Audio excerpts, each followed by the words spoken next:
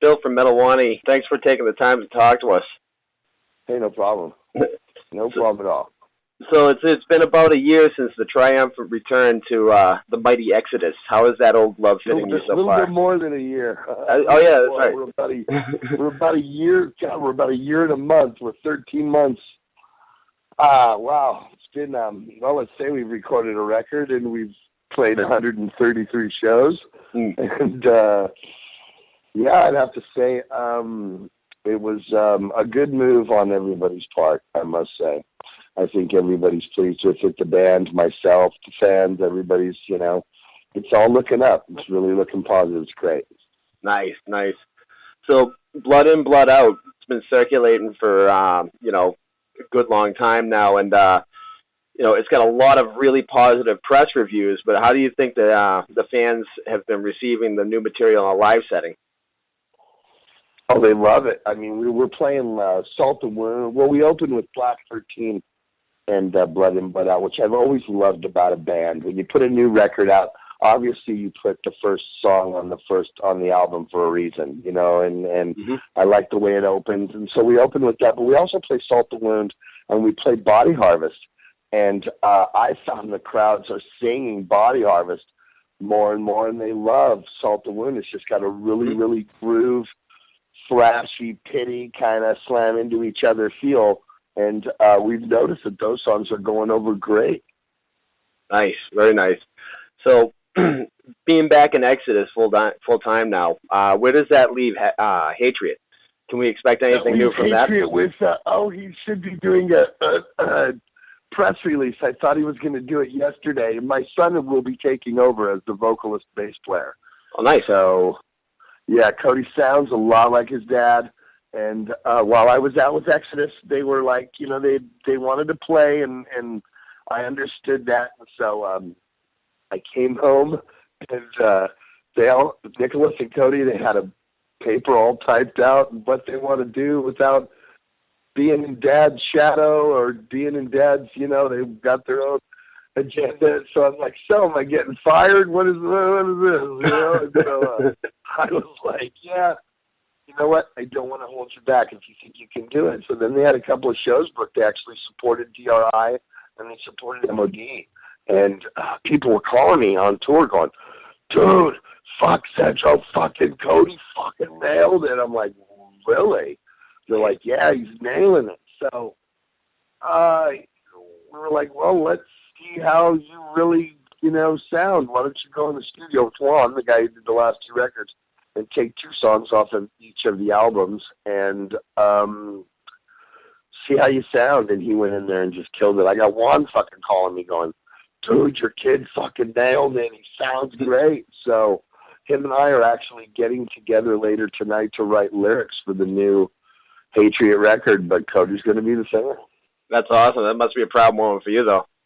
It's great. I mean, it's full circle. I love playing with those guys, but I didn't know it was going to take off like it did. You know what I mean? I thought, we'll do a record. It'll kind of be the buzz and it'll mellow out, but the buzz really hasn't mellowed out all that.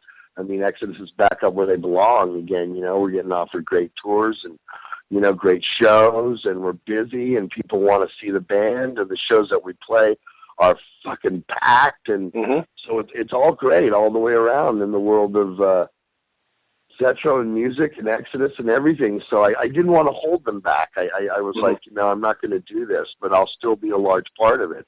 So I'm going to still oversee things.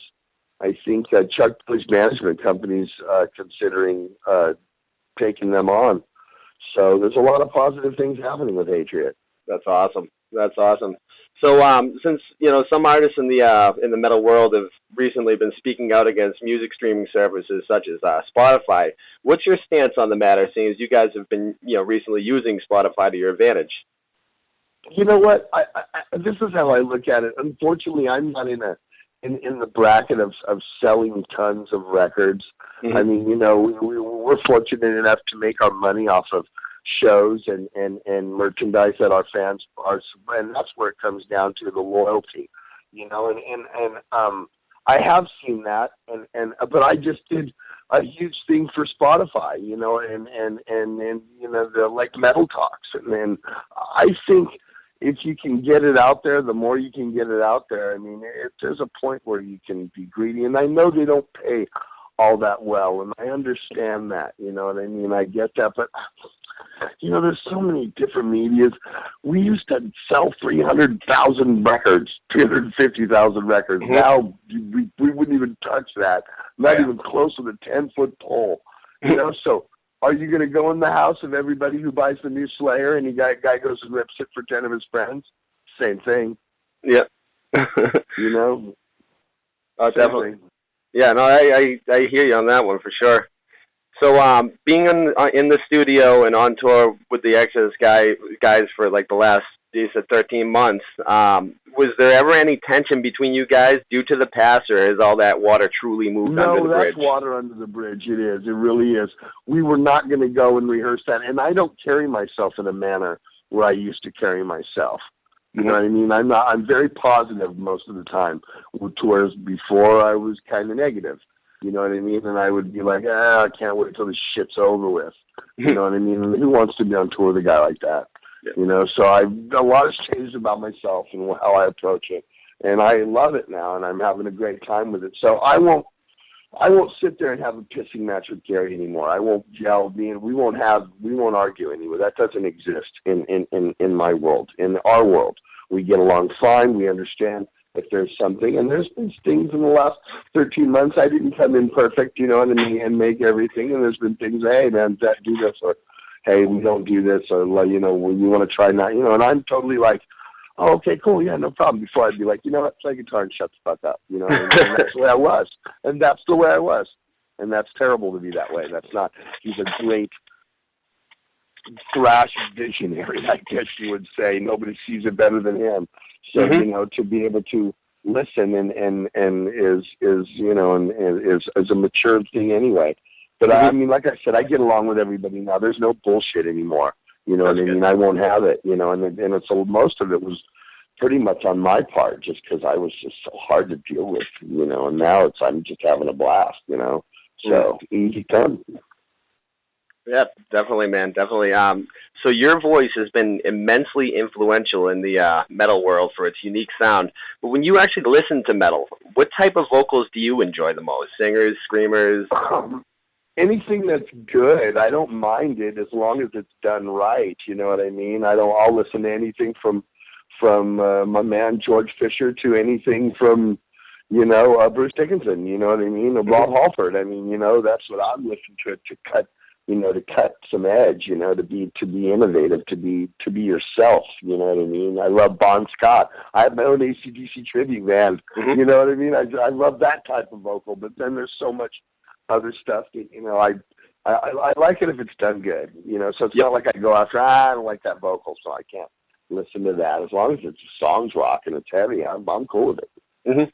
This is the beautiful thing about metal being such a diverse style of music. I think so. And I mean, people don't think so. People think metal is metal.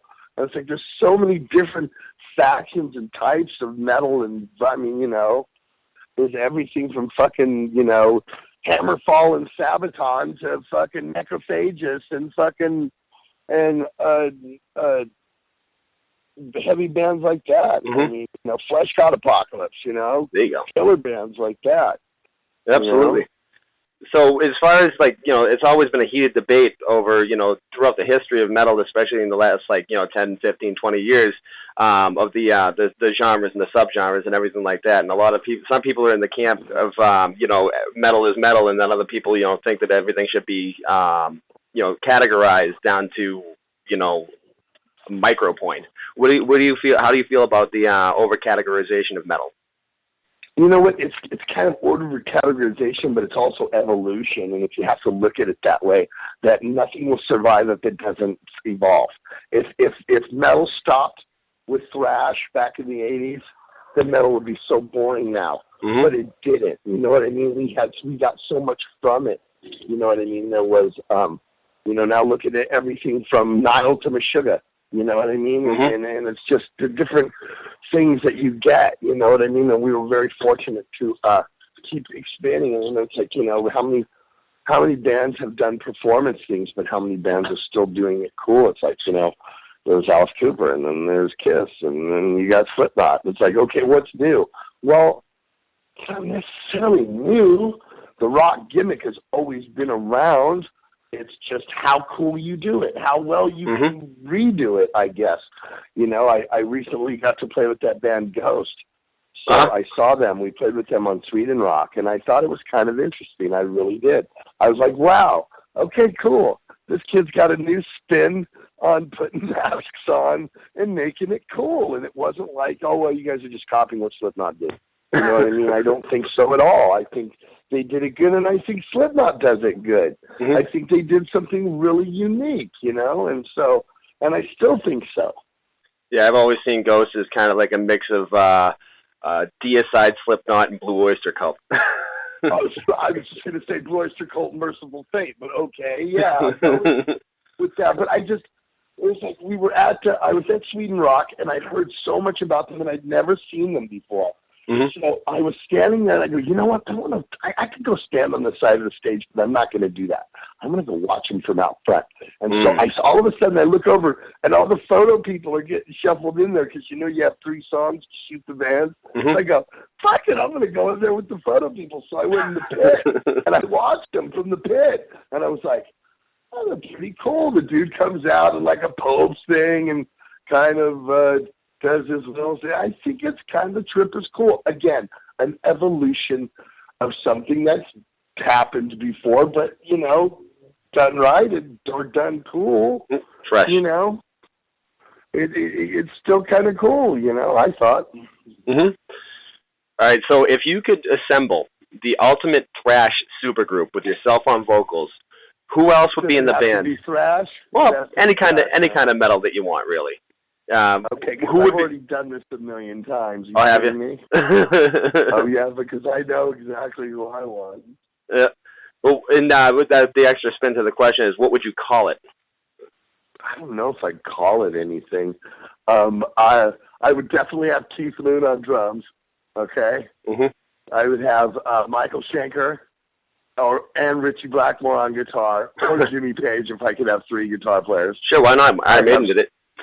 I know, I love it. I'd have Steve Harris on bass, definitely. And I'd have John Lord on keyboards. And I don't know, I'd call it Jehovah's Hit List. I don't know. I love it. All right, so what are the long-term and short-term plans for Exodus? Do you guys have any more tourings that are coming up that you can touch on? Long-term, yeah, we're going. We're going to stay home for 3 months because we need it. We've been out for, like I said, since last October, 133 shows. So we're tired a little bit. We need to rejuve the battery. We're going to be home the rest of the summer. Motorboat. September 28th with Anthrax and Slayer and Motorhead and Hatebreed and Suicidal and a whole bunch of killer bands. We're going to do that. That's the next thing we're doing. And our manager and our agents are working on stuff for us to do in the fall, early winter of 2015. And then we go back to Europe in February and March to do an extensive UK run and then back into Europe. And I know that we're doing the second side of festivals next year. Like we did the front side of them this year. We did the May, Junes.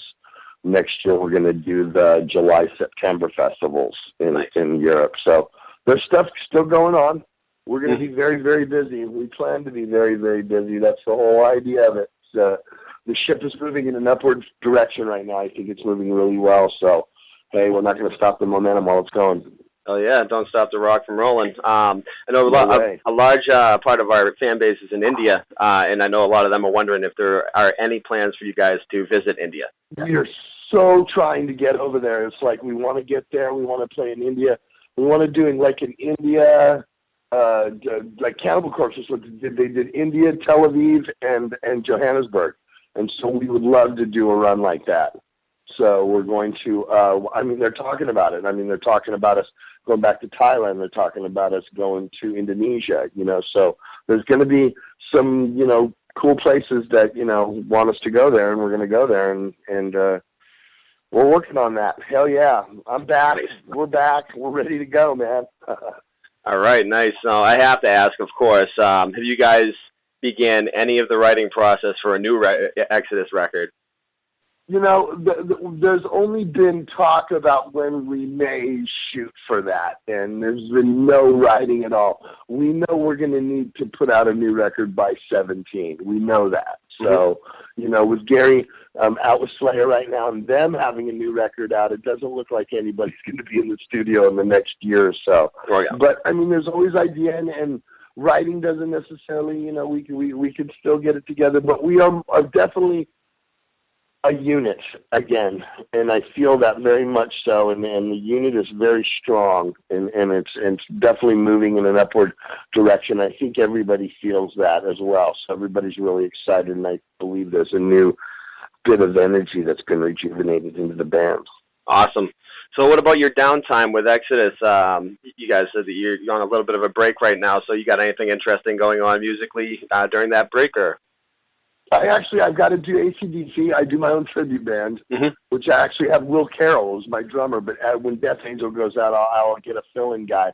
I'll do some of that stuff. I'm going to start writing Hatriot lyrics with my son. I'm going to go catch up on all the flicks I haven't seen. I got home. I've been riding my Harley lately, so I've been going out every day. I live in California, so it's fucking beautiful. Right now it's like 9:20 in the morning. It's probably about 78 degrees and not a fucking cloud in the sky, so it's just cool. Just gonna chill and relax, you know what I mean? See the boys, see my daughter. I do have an 18-year-old daughter, so he's actually a really good singer as well. So I got them all in the business. So I'm just gonna chill and then back on the bicycle to kick some more ass live. Awesome. So you have led a long and successful career as a metal vocalist. What wisdom would you pass on to any young, aspiring metal vocalist just starting out? Play music for fun. If everything ever happens to you, it's all a plus. If a guy buys your fucking T-shirt, that's a plus, believe me. Play music for fun. If something happens to you, great. If you want to, and if it does happen to you, write good songs. And your longevity will stay there. Look at Exodus, 10th record, Blood In, Blood Out. Can you talk shit about the album and say, they're kind of losing it? Hell no. That album is heavy as shit. You know what I mean? Awesome. These old men ain't slowing down. Just write good songs. And, I meet a lot of bands on the road, newer bands, bands that are even bigger than Exodus now. You know what I mean? And I meet them, and I've played festivals with them, and they'll come to say, man, man, you guys are like, and I'll play, 500-seat, 600-seat club with tours, these bands, and I won't mention names because I don't want to put them on the spot, but they're bands of that I've toured with recently, and they play the 2,500, 3,000 seaters now because they're new. They've been around for like the last 3 or 4 years, and they're saying, what's the key? You've been at 30 years. It's the key is to write good songs. Just always write good songs. If you do that, your fans will always be there to support you. Very good. Awesome. Well, I want to thank you profoundly. It's always an honor to talk to a legend. Nice. Thank you very much for your kind words. I really appreciate that, man. All righty. Really do. Thank you.